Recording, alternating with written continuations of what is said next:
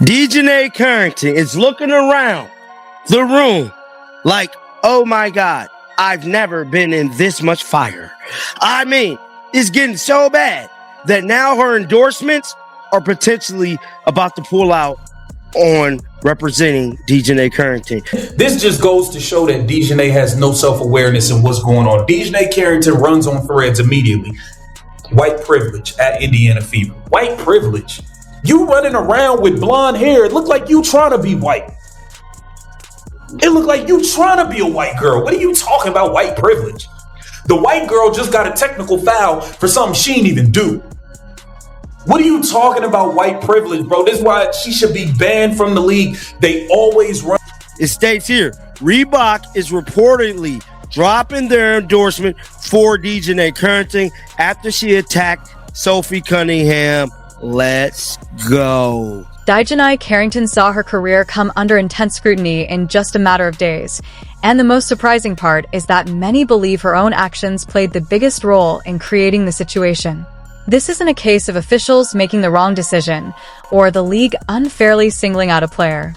Instead, it began with a physical foul that could have easily faded from the headlines after a short period. However, the controversy quickly escalated into a much larger debate about her reputation, largely because of the decisions and reactions that followed in the hours and days after the incident. What happened when this young lady got ejected from a WNBA game the other day for a flagrant foul on Sophie Cunningham? Did y'all see that? She got ejected from the game for that flagrant foul right there. And I'll be damned if that wasn't a flagrant too. She mugged her. Damn near came across like decapitating her, for crying out loud. That was definitely a hard foul. Make no mistake about it. Nobody can argue about it. You can say what you want. We know what we saw. No way around it. The DiJonai Carrington foul was clearly unnecessary. It was a flagrant foul penalty too. It was absolutely positively correct call. It was called a flagrant 2. That's a flagrant 2 every single damn time in the NBA and the WNBA. During the closing minutes of the first quarter in a nationally televised matchup between the Chicago Sky and the Indiana Fever, Sophie Cunningham sprinted down the court on a fast break with what appeared to be an uncontested scoring opportunity. However, the play took an unexpected turn when DiJonai Carrington chased her down and made contact around her head and neck, causing Cunningham to fall hard to the floor. After reviewing the play, officials upgraded the ruling to a flagrant foul penalty 2, a designation used for actions the league considers both unnecessary and excessive. Carrington was immediately ejected from the game, and television cameras captured her leaving the court with an expression that suggested she understood the incident would continue to attract attention long after the final buzzer.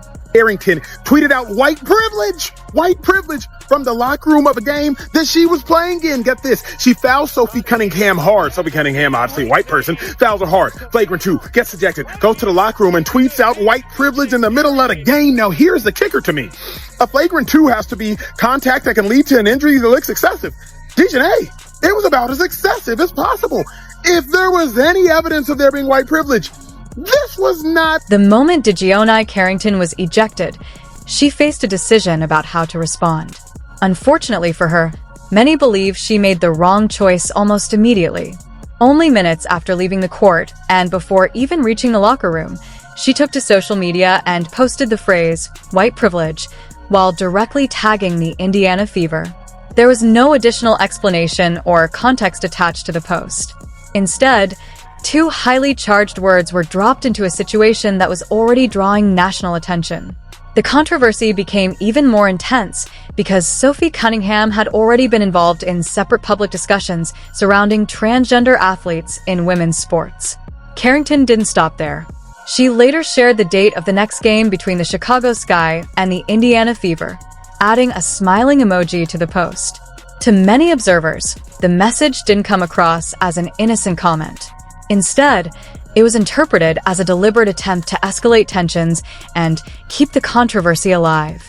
I would actually say that this is black privilege, to be totally honest with you, because her posting this white racist comment right after assaulting Sophie Cunningham on the court is actually black privilege, because she knows the WNBA won't do a single thing of significance about it. And imagine if the roles were reversed. If Sophie made a comment similar to this, then she'd likely never play again. And actually, we just saw this from Coach Sandy Brondello. She got disciplined for making, I believe, a pretty innocent, maybe, offhand comment about talking about Angel Reese and saying that she's a protected species. She was suspended and disciplined. And I think if that's the standard, then DiJonai should be too. Take a moment to consider how that entire sequence appeared from the outside.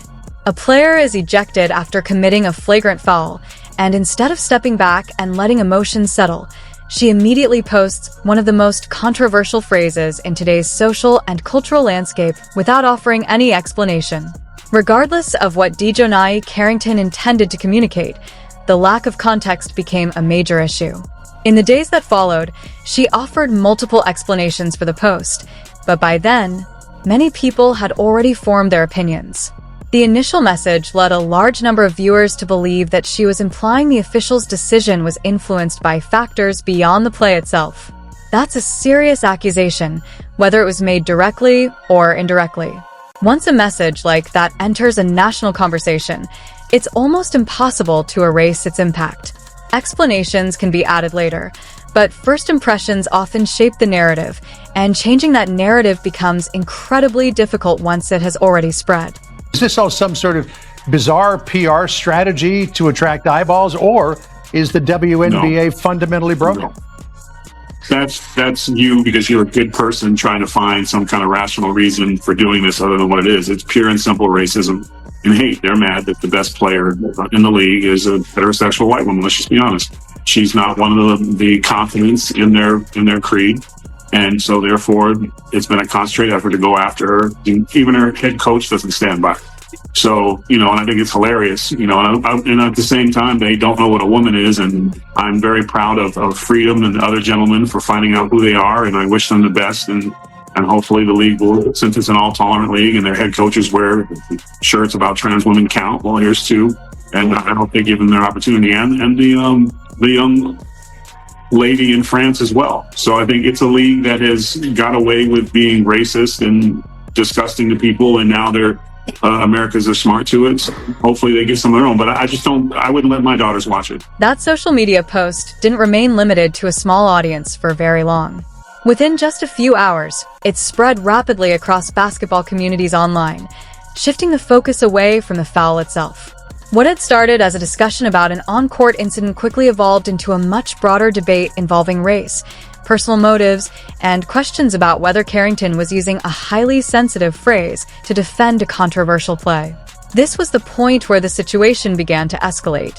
Instead of people discussing a flagrant foul that could have happened during any competitive game, the conversation turned toward whether DiJonai Carrington was suggesting that the officials, and possibly even the league, had treated her unfairly without presenting any evidence to support that claim. The story soon expanded beyond social media. Major sports media outlets began covering it, and television debate programs dedicated segments to discussing the controversy the following day. By that stage, the discussion had moved far beyond basketball and had become part of a much larger cultural conversation. But if we are paying attention to what DiJonai Carrington did to Sophie Cunningham, it was not a race-based decision.